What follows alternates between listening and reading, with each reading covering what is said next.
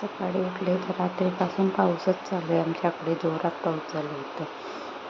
मला काही सुचतच नाही पावसाचं. इकडं अंघोळ वगैरे करून घेतली. प्रिशू झोपली. वातावरण पण खूप गार आहे पावसामुळे.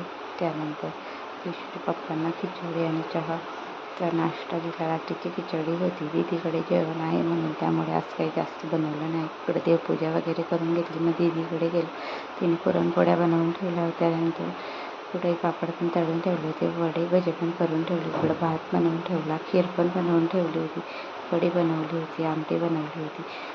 कालंची भाजी बनवली होती. अशा प्रकारे सर्व स्वयंपाक झालेला होता. त्यानंतर मी गेल्यावर हार वगैरे बनवून घेतला. मग इकडे पूजा वगैरे केली. ताट वगैरे दिलं.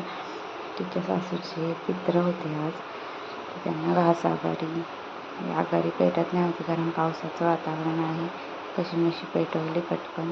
सर्वांनी मिळून एकेकाने घास भरवले. अशा प्रकारे आजचा दिवस पार पडला.